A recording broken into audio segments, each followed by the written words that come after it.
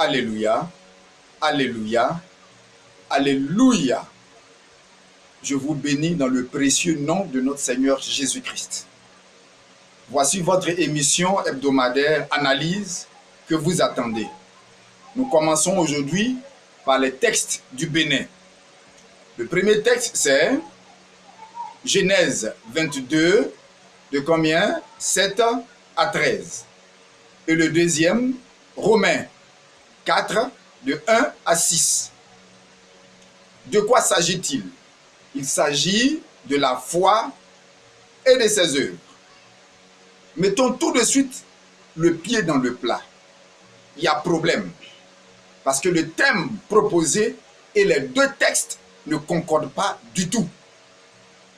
Du moins, le deuxième texte ne concorde pas avec le thème donné.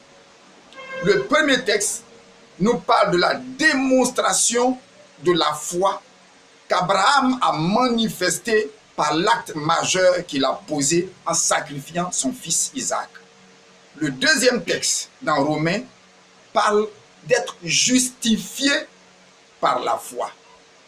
Voici un débat qui a fait couler beaucoup d'encre et de salive. Et je suis heureux aujourd'hui d'apporter de la lumière à votre lanterne. En effet, le comité de lecture nous demande de plancher sur la foi et ses œuvres. Dans ce cas, ce n'est pas Romains 4 qu'il fallait donner, mais plutôt Jacques 2 à partir du verset 14. Nous y reviendrons. Comment naît la foi? D'où vient la foi? Comment commence la foi? Romains 10, verset 17 nous dit exactement que la foi vient de ce qu'on entend. Et ce qu'on entend vient de la parole de Christ. Qu'est-ce que tu as entendu le premier jour où tu as donné ton cœur à Jésus? Tu as entendu que tes péchés sont pardonnés, que Christ est mort pour toi à la croix, qu'il a payé le prix, qu'il a pris sur lui tout le châtiment que tu devais avoir. Et en l'acceptant, et en acceptant son sacrifice, la parole dit, tu es sauvé. Donc tu es passé d'état de pécheur à d'état d'enfant de Dieu. Tu es passé des ténèbres à la lumière, juste en acceptant cette simple parole dans ton cœur.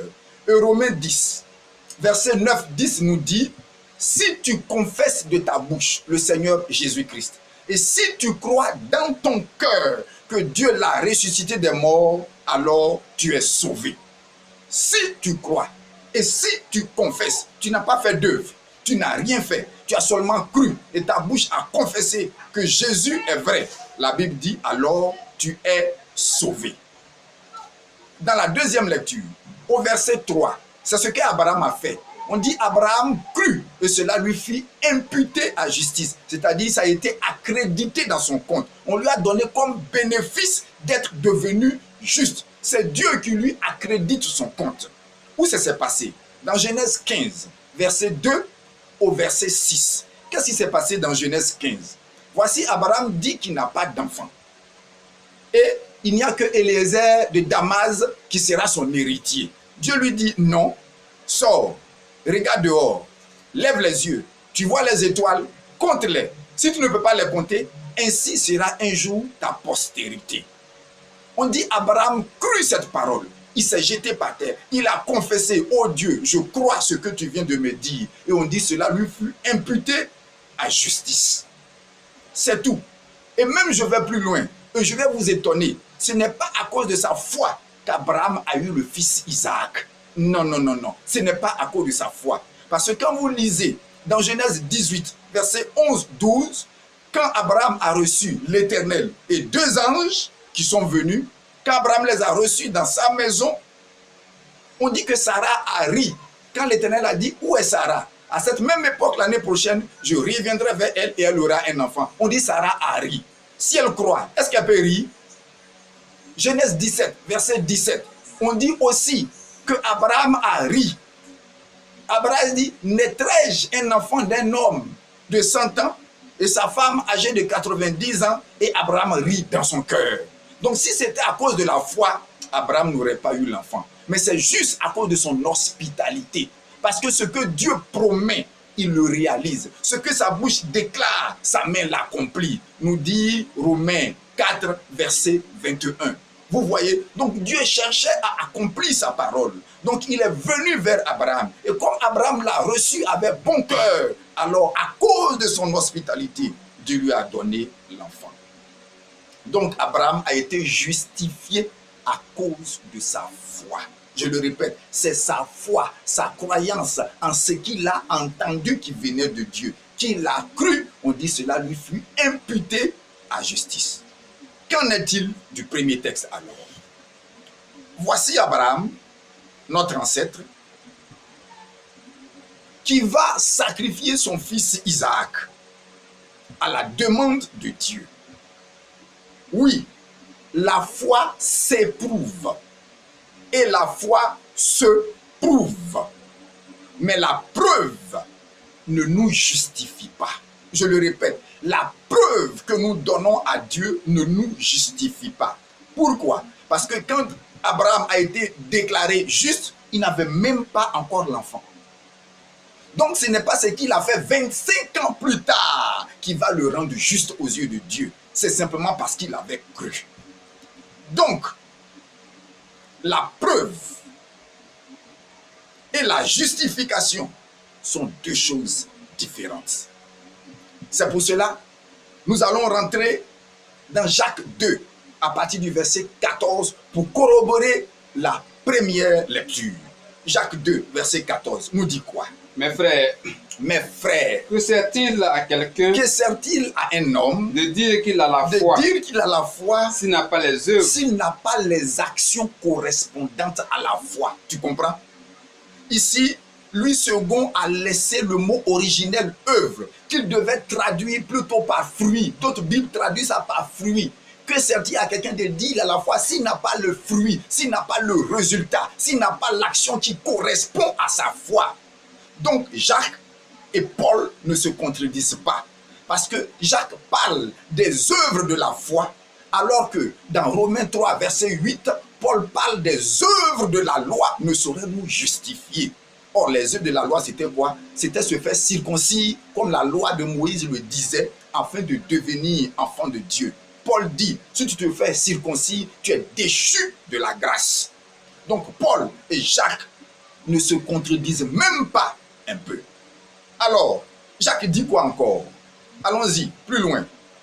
Continue après le verset 14. Si un frère ou une sœur sont nus et manquent de la nourriture de chaque jour, et que l'un d'entre vous leur dise allez en paix, chauffez-vous et vous rassasiez, mangez, mais ne leur donne pas ce qui est nécessaire à leur corps. Qu'est-ce que ce frère a fait? Paul parle des œuvres de la loi. Jacques parle des œuvres de la foi.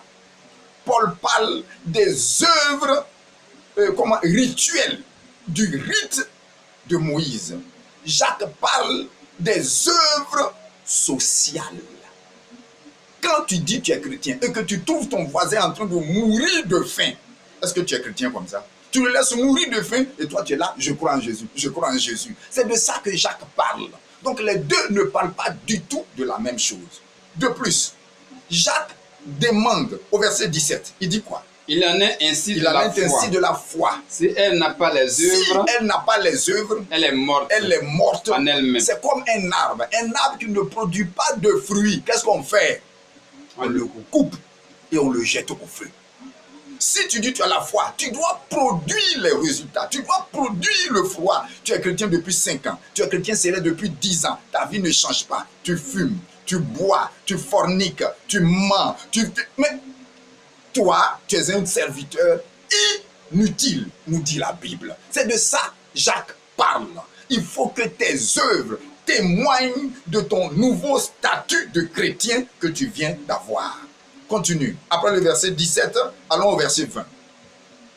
Veux-tu savoir, ô homme vain, que la foi sans les œuvres est inutile. Donc Jacques veut démontrer sa foi aux hommes.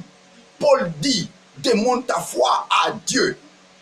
Donc Jacques n'a pas tort, mais cela est dangereux. Il dit, démontre ta foi aux hommes. Toi, montre-moi ta foi sans les œuvres, et moi, je te montrerai à toi, homme, ma foi par mes œuvres. Continue la lecture. Abraham, notre père, ne fut-il pas justifié par les œuvres? Justifié, voilà encore une autre erreur. Paul dit, les œuvres ne nous justifient pas. Jacques dit, les œuvres nous justifient. Ils ont laissé juste la racine du mot, mais cela n'a pas été traduit par le second. Paul dit, les œuvres de la loi ne peuvent pas nous rendre justes. Jacques dit, les œuvres de la foi ne nous justifient. Il parle ici, écoute, je vous fais un dessin. Une équipe a gagné une compétition. Comment nous allons marquer que l'équipe a gagné la compétition? En lui donnant un trophée. Donc le trophée qualifie l'équipe. Le trophée distingue ce que l'équipe vient de faire. Tu comprends? C'est de ça que Jacques parle. Jacques dit, tes œuvres vont te distinguer, tes œuvres vont te qualifier, tes œuvres vont te justifier et non pas te rendre juste. C'est un langage très clair et très différent en grec. Continue la lecture. Au verset 21. Abraham, notre père, ne fut-il pas justifié par les œuvres lorsqu'il offrit son fils Isaac à l'autel, oui. Tu vois que la foi agissait avec ses œuvres. Donc la foi agit avec les œuvres. Sa foi a démontré des fruits. Sur cet arbre a poussé des fruits qu'on peut consommer. Continue. Verset. Et que par les œuvres, la foi fut rendue parfaite. Donc c'est les œuvres, ce que nous posons comme acte qui mettent notre foi au top, qui nous rendent parfaits. Voilà en substance ce que c'est que la foi et les œuvres. Maintenant, donnons des exemples précis. Des exemples précis. Écoute-moi très bien. Sans les œuvres, écoute ce que Paul dit. Luc 23, verset 42 et le verset 43. Que dit Paul? Paul nous dit ici, non pas Paul, que nous dit Luc? Luc nous dit ici que 2 brigands étaient crucifiés avec Jésus à la croix. Celui qui est à la droite dit, Seigneur, souviens-toi de moi quand tu viendras dans ton règne. Jésus lui dit, je te le dis aujourd'hui. La virgule a été mal placée. La virgule devait venir après le aujourd'hui, mais la virgule a été mise avant. Donc ce n'est pas quand Jésus est mort qu'il y a eu résurrection. Or nous savons que Jésus est allé au séjour des morts pendant 3 jours. Donc ce n'est pas aujourd'hui qu'ils ont ressuscité. Jésus dit, je te le dis aujourd'hui. Je te le dis maintenant. Je te le dis en vérité, à cette heure même. Tu ressusciteras avec moi. Tu vivras avec moi au paradis. Donc, ce brigand, qu'est-ce qu'il a fait? Il n'a jamais gêné. Il n'a jamais prié. Il n'a jamais payé de dîmes. Il ne s'est jamais lavé, sanctifié, il ne s'est jamais baptisé.